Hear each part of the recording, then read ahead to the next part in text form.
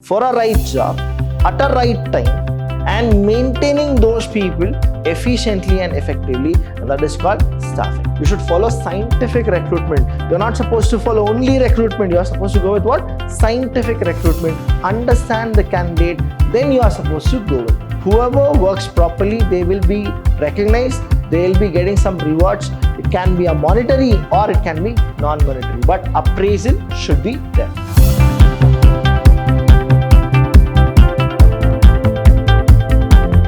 Hello everybody, a warm welcome to one and all. I'm Abhilash Chandra from the Department of Commerce and Management in Vidyashram First Grade College, the Temple of Excellence. Welcome to all the students here. Now we will go with the next session of organizing and staffing, and today we're going to start with staffing. Now what exactly staffing is? Now when we go with the word staffing, I'll tell you the exact very simple meaning of staffing, that is selecting a right person for a right job at a right time and then maintaining those people efficiently and effectively, and that is called staffing. So it's very easy to understand. Selecting the right person for a right job at a right time and maintaining those people efficiently and effectively, and that is called staffing. Now here, if we understand, staffing is the traditional management function of attraction and selection of the best people and putting them on job. Now when you go with this, putting them on job, what happens is, if you understand, putting them on job where the talent and skills can be best utilized and retention of these people through incentives. Now what is that you are supposed to give them? Incentives, job training and job enrichment. I'll be talking more about this job enrichment programs in order to achieve both individual and organizational objectives. This emphasizes managing human and not materials or financial resources. That means here, staffing is all about what? You need to understand manpower planning. You need to know what is human resource planning.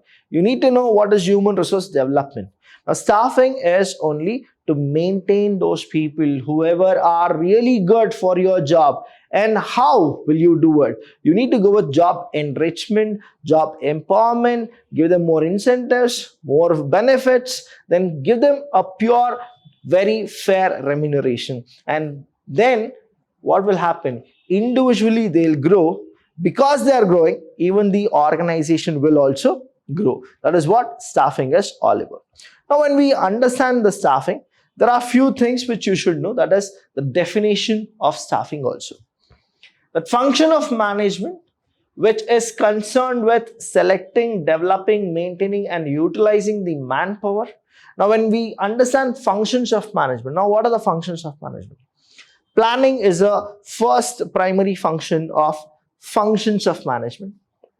Organizing, staffing, directing, controlling. So staffing is a function of management. That is why we say staffing is what? It's one of the function of management. And when we go with that, such that the objectives of the organizations are achieved economically. Understand how it is? Economically and effectively. You shouldn't actually go with non-economic kind of a thing. That is, staffing is all about what? Economic. They will work for you only for money. Now what is that you should do? Optimally utilize them. That is why humans are now treated as resources. The objective of individual employee of the organizations are accomplished to the highest degree possible, serving in the process of objectives of community at large. Now this is actually said by Kuntz. Now what Kuntz says? Kuntz says that staffing is the function of management which is concerned with selecting, developing, maintaining and utilizing the manpower. That is what staffing is all about. Now when we go more about it, the features of staffing, say I've given you one by one what exactly are the features of staffing. The first one here is manpower planning. Now first thing, what is that you should do? That is how many people are supposed to be selected for a vacant job, or there is a project and we are supposed to know how many people required to finish those jobs. So we call it as manpower planning. How many people should be there? Second is you need to recruit. That means invite people to face an interview and then go for selection, placement, training. So the first story is very simple. How much is the vacancy? Then you call the other people. Then you select the best of the best. Now you place them and give them training. That are the things which manpower planning, recruitment, selection, placement, training. After that, development, promotion, transfer, appraisal, or you go with determination of remuneration. How much you are supposed to pay to them. When we go with promotion, I'll tell you, there are few people who goes with promotion. If not, you are supposed to go with transfer. Then you need to go with proper appraisal. That is, we call it as performance appraisal. So the first one, when we go with it, is manpower planning. Now, what is this manpower planning? It may be regarded as the quantitative and the qualitative measures of labor force required in an organization. That is called manpower planning. That means how many people you need to get the things done efficiently and effectively. That is what manpower planning is. It is a concern with creating and evaluating. Please understand, what is it? It is what? Creating and evaluating the manpower inventory and to develop required talent among the employees selected for the promotion advancement. That is what manpower planning is.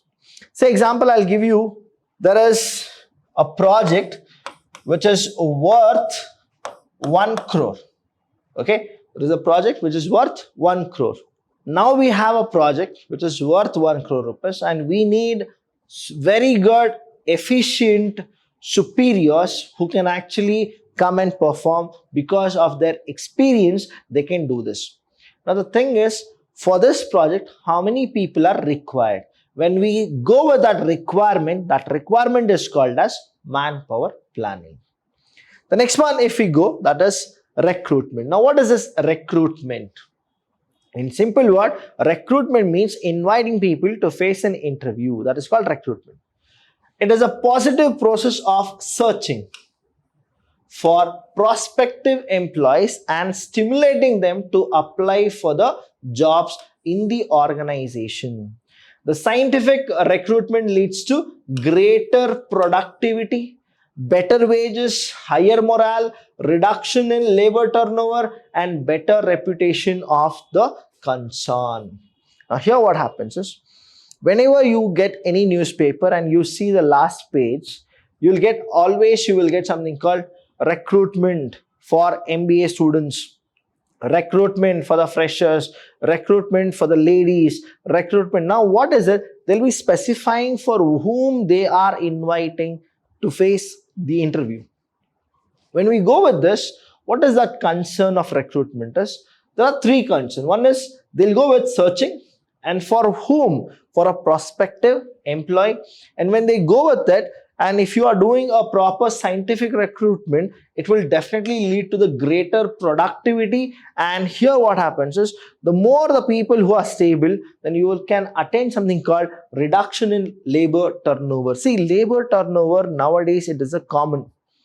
Every company goes with a labor turnover. But the drawback of labor turnover is, the more and more labor turnover happens in a company, that means the company isn't taking care of their employees.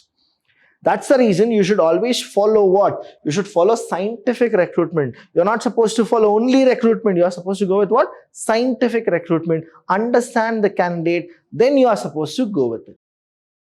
Choosing a right person in a wrong time is also bad. Choosing a wrong person at a right time is also bad. So that's why you should go with what? Scientific recruitment. So hope you are getting the concept here. The next one is selection. Now after recruitment, now Many applicants will come, they'll participate in the interview round. Now you all go with a one by one interview, the group discussion, panel discussion, stress interview, all those things will happen. Now the thing is, you need to select people. Now it is a process of eliminating those who appear unpromising. The purpose of this process is to determine whether a candidate is suitable for employment in the organization or not. Now, I'll tell you, many of the students, the freshers, whoever goes to any of the interview, they face the first interview or the first time they have gone for an interview. What happens is, though they have a caliber, though they are good with academics, though they are good with the smartness, but sometimes because of they appear unpromisingly, the recruitment will not happen. The selection will not happen. They will not get the job. That's the reason here.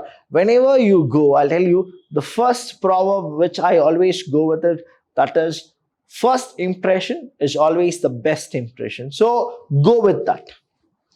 The main aim of this process is to choose a right candidate. What is the main aim? Right candidate for the right position in the organization at a right time. And next one is placement. Now after selection is done, now you need to actually take the candidate and you are supposed to go with a placement and orientation. It means putting the person on the job for which he or she is selected. It includes the introduction of the employee to the job.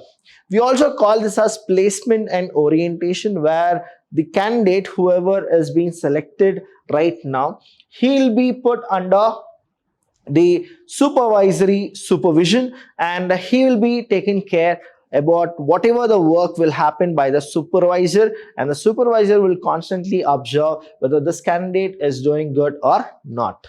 Now when you understand, now you have selected a person, you would have gone for interview. Now when he comes for a real job scenario, now you will get to know that can he do it or he can't do it. And let me give you an introduction here. Whenever they go with placement and orientation, straight away they will not give the job. And the next one here we have is training. Now what exactly training is? Now training, if we go with it, after selection of an employee, the most important function, the personnel program, is to impart training to the newcomer. See here, you need to understand that training is mandatory for anybody and everybody. I was very much keen about Infosys and I wanted to actually study more about Infosys, the management, why Infosys is in the top, how it has actually come up to that certain extent. Then I was surprised that every 3 years, whenever the executives, they go for training, there is this man who also goes and he sits in the classroom and gets trained under the supervisor and the coach. And I was surprised that why is that this person actually go and he sits in all the training sessions. And you'll be surprised that to know that who that person is. Yes, he is none other than Narayan Murthy. Now the co-founder of Infosys and a person who is such eminent scholar, but still he goes and he sits in all the training sessions whenever it has been given to the executives. And I was so surprised that why it happens. And then I got to know, just to be on top, you should also be on top, right? That means what? The updation will always happen. Change is the only thing which is constant. And Narayan Murthy believes that he should be trained every 3 years. So such a beautiful thing which you need to understand, that if a person says, I know everything, I'll tell you, that is the end of the person's wisdom. Take an example of Narayan Murthy and let's also learn. Whenever there is a chance for us to learn, please make sure that you learn something. And a question was asked to Narayan Murthy that a trainee who is just 30 to 40-year old and he is training you, and you are a person who is a scholar, you are a person who is a billionaire, you are a person who started a small company and now the small company has grown gigantic, but still you are a person who goes and sits in his class. And Narayan Murthy smiled and he said, when it comes to training, now he is a trainer and I'm a trainee.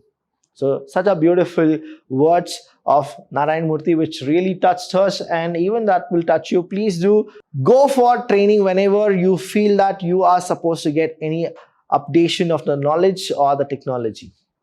So with the rapid technological changes, see here also, rapid technological changes, you will understand that you need to cope up with the updating formats. The need for training employees is being increasingly recognized so as to keep the employees in touch with the new development. So you got to know why Narayan Murthy also wants to go for the training is he wants to be recognized, as well as he wants to actually know each and every technology whichever is coming now, so that he can actually go with the new development.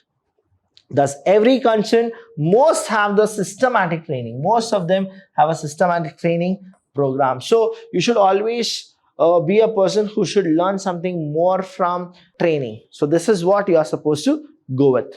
Next one is development. Now, when it comes to development, a sound staffing policy calls for the introduction of a system of planned promotion in every organization. See, just getting your salary, incentives, bonus, fringe benefits, that is not it is. The minute you enter to any jobs, you are supposed to actually go for your career development, career planning. That is when and where we are supposed to be properly based. Now, when you go with a proper staffing policy, you should also know that if you work, if you reach the target, what will be your future? So that's why you are supposed to have a development program that is called promotion. If employees are not having suitable opportunities for the development and promotion, they get frustrated. That is very, very true here, students. Please understand. Whenever the employees, they don't get a kind of feeling that nobody is recognizing them.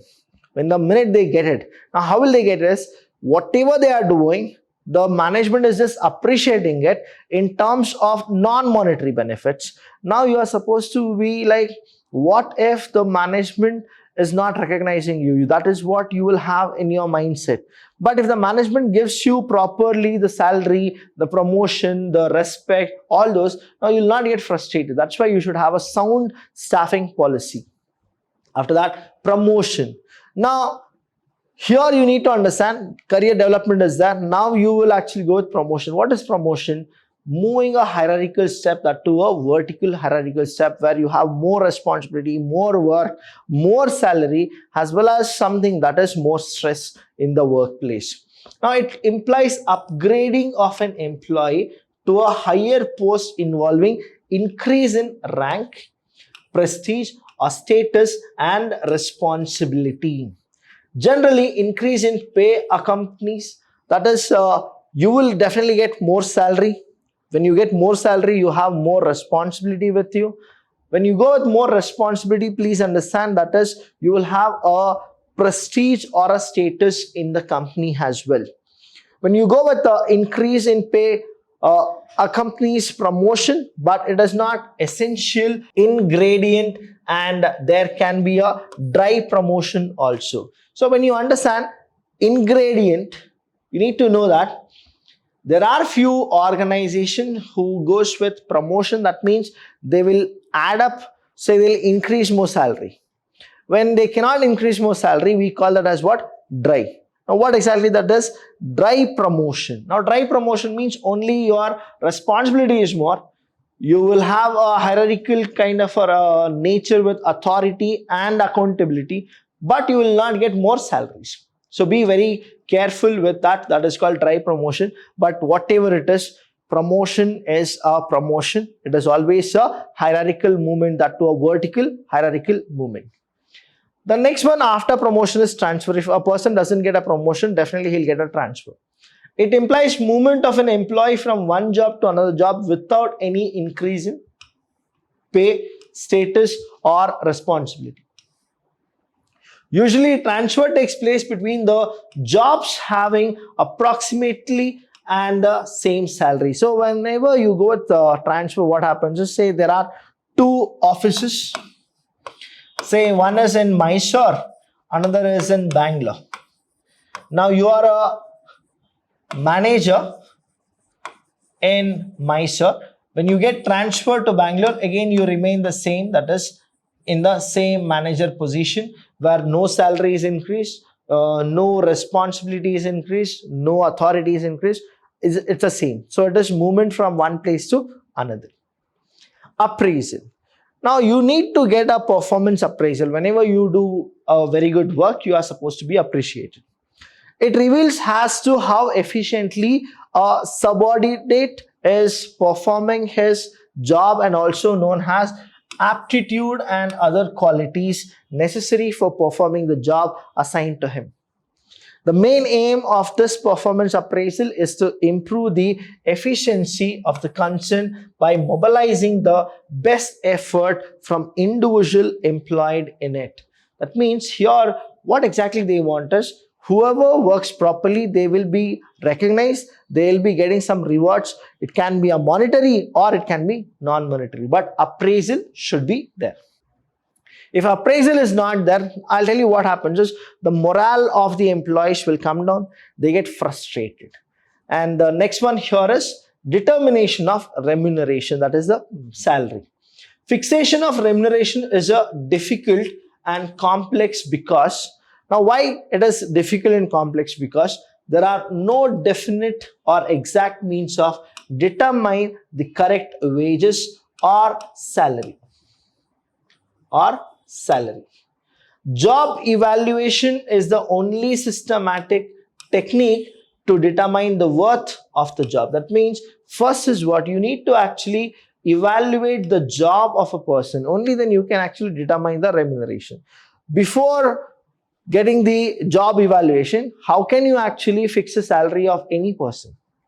On the basis of his past record, how can you actually judge a person? That's why they say in staffing as well as HRM, that is, don't judge a book by its cover. It is same implies to the HRM also, staffing also, and in any of the human resource planning or development, we always say that don't judge a person just by his appearance. So thank you so much. Hope you people have got this. If not, please do call us. We are always there to help you. Thank you. I'll see you when I see you.